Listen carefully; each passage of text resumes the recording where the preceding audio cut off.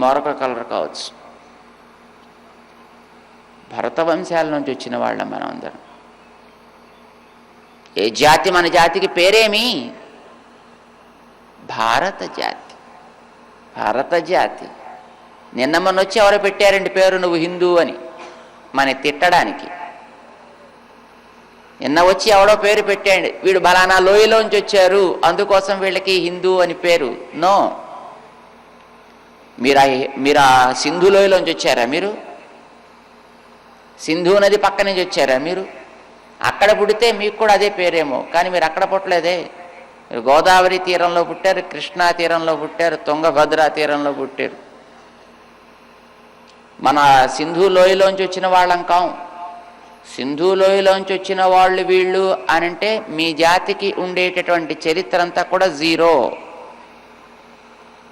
మీ జాతి చరిత్ర ఒక ఏజ్ దాకా వెళ్ళి అక్కడ ఆగిపోయింది అని అర్థం. ఓ 4000 సంవత్సరాలకో 5000 సంవత్సరాలకో వెళ్ళి ఆ వెనకాతల మీ జాతి లేదు.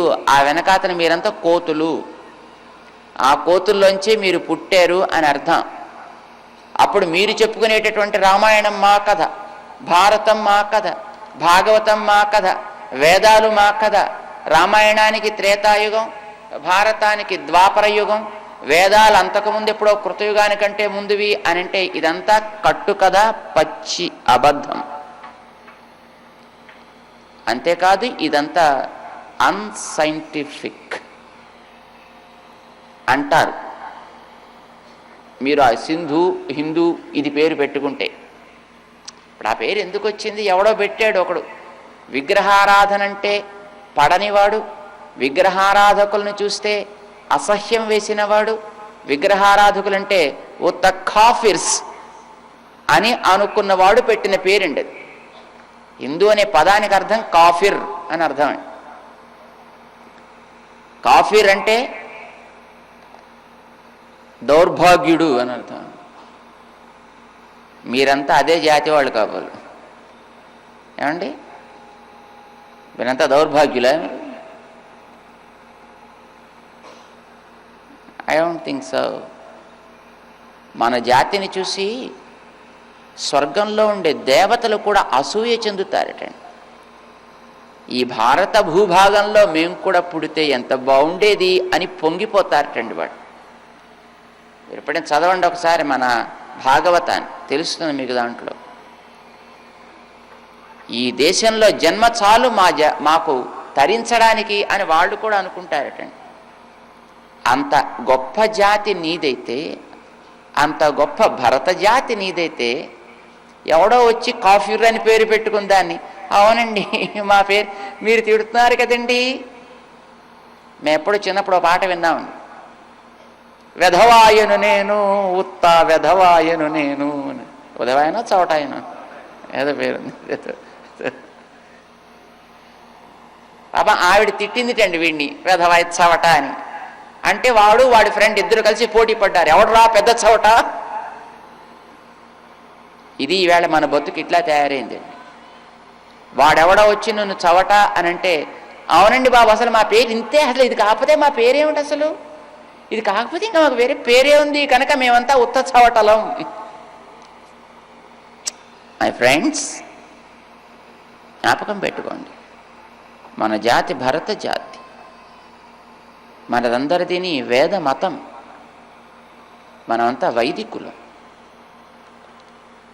ఏ కులం పేరు మీరు పెట్టుకున్నా మనమందరం ఆ వేదాల్లోంచి వచ్చిన వాళ్ళమే.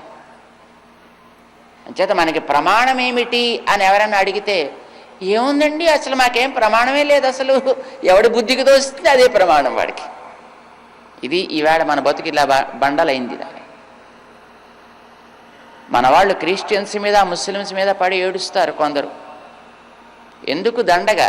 నిన్ను చూసుకుని నువ్వే ఏడవాలి, పక్కవాడిని వీడిని చూసి ఏడవటం ఎందుకు? కనుక వాళ్ళకి మాకేదో ఒక ప్రమాణం ఉంది అని అనుకుంటున్నారు. They are great. అయ్యా మాకు ఖురాన్ ప్రమాణం అనుకుంటున్నారు, నైస్.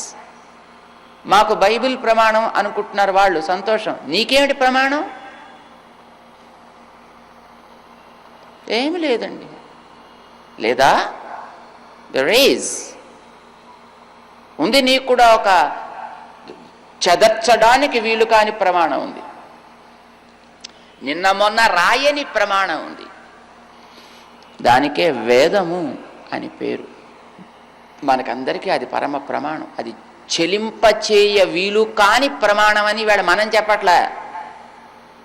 దాని మీద పరిశోధనలు చేసిన పాశ్చాత్య పొంగవులు చెప్పుకుంటున్నారు.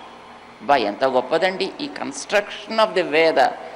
మనిషి చేయవలసినటువంటి కన్స్ట్రక్షన్, మనిషి చేయగలిగినటువంటి కన్స్ట్రక్షన్ కాదు ఇది. ఆ వేదాల యొక్క మంత్రాల కూర్పు మీద జర్మన్స్ రీసెర్చ్ చేశారండి. అయితే అది మనం ఒప్పుకుంటాం, వాళ్ళు రీసెర్చ్ చేసి చెప్తే మనం యాక్సెప్ట్ చేస్తామా చేయమని పక్కన పెట్టండి. కానీ ఇప్పుడు మనకందరికీ వాళ్లే కదండి ప్రమాణం అని అనుకుంటున్నాం మనం. పీటర్ రాస్టర్ అని ఆయన ఒక మహానుభావుడు అండి, పీటర్ రాస్టర్. ఋగ్వేదంలో ఆ మొదటి మంత్రం ఒక్కదాని మీద రీసెర్చ్ చేశాడండి. ఇంత పుస్తకం రాశాడండి. అక్షరాల కూర్పు, స్వరాల కూర్పు, ఆ సింటాక్స్, దీని మీద చేసేయండి రీసెర్చ్ ఆయన. మనిషి ఎవడూ రాయగలిగినటువంటి కూర్పు ఇది కాదు. కవిత్వం వచ్చిన వాడెవడూ చేయగలిగినటువంటి కూర్పు ఈ అక్షరాలు ఈ రకంగా చెయ్యనే. ఇంత చేసే 32 అక్షరాలు ఉంటాయండి. అగ్నిమీలే పురోహితం యజ్ఞస్య దేవమృత్యుజం హోతారం రత్నధాతమం, ఒక చిన్న మంత్రం అది. దాని మీద పరిశోధన చేసి మై గాడ్ ఎంత చేసాడండి ఆయన, ఎంత సైంటిఫిక్గా చేశాడు ఆయన. వాళ్ళు చెప్తున్నారండి, మన వాళ్ళు మన ఋషులు చెప్పిన మాటను బట్టి చెబుతారు. ఇప్పుడు మనం కూడా సత్యం వద ధర్మంచర అంటాం, కానీ బుద్ధుడు చెప్పాడు కనుక అనవండి, వేదం చెప్పింది కనుక అంటాం మనం. అసతోమా సద్గమయ తమసోమా జ్యోతిర్గమయ అంటాం మనం కూడా. బుద్ధుడు చెప్పాడు కనుక అనం మనం ఈ మాటలు, వేదం చెప్పింది కనుక అంటాం. మనకి ప్రమాణం వేదం. మన పూర్వులు దాన్ని అంగీకరించారు, అందులోంచి వచ్చాం మనం అంతా. ఈవేళ మనం బట్ట కడుతున్నాం, బొట్టు పెడుతున్నాం, ఒక ఫ్యామిలీ స్ట్రక్చర్ ఏర్పాటు చేసుకున్నాం. ఒక తల్లి, తండ్రి, గౌరవము, మర్యాద, భర్త, భార్య, సంతానం. హియర్ ఈజ్ ఎ ప్రాసెస్, ఒక ఎస్టాబ్లిష్డ్ ప్రాసెస్ అండి ఇది. ఇది నిన్న మొన్న ఏర్పడిన ప్రాసెస్ కానీ కాదు ఇది. దీనికి వెనకాతల కొన్ని లక్షల సంవత్సరాల కృషి ఉందండి. రూయిన్ చేయడం నిమిషంలో పని అండి, నాశనం చేయడం నిమిషంలో పని. కానీ ఒక నియమాన్ని, ఒక సిద్ధాంతాన్ని, ఒక సంప్రదాయాన్ని ఎస్టాబ్లిష్ చేయడం అనేటటువంటిది కొన్ని వందల వేల సంవత్సరాల కాలానికి. కానీ ఒక్కొక్క ఆచారం క్రింద మారదు. కానీ మారిందని తీసేయడం ఎంతసేపు అండి. న్యూయార్క్లో ట్విన్ టవర్స్ అని ఉండే, world trade centre twin towers, September 11 జ్ఞాపకం ఉంటుంది మీకు. 5 నిమిషాలు పట్టలేదండి 2 బిల్డింగులు కొట్టేయడానికి, 5 నిమిషాలు పట్ల. కానీ అవి ఎంత కాలం కష్టపడి కట్టారో వాళ్ళు. మళ్ళీ ఇప్పుడు వాళ్ళు కట్టడానికి ఎంత కష్టపడాల్సి వస్తుందో, ఎంత ఖర్చు పెట్టాల్సి వస్తుందో, ఎందరు పని చేయాల్సి వస్తుంది.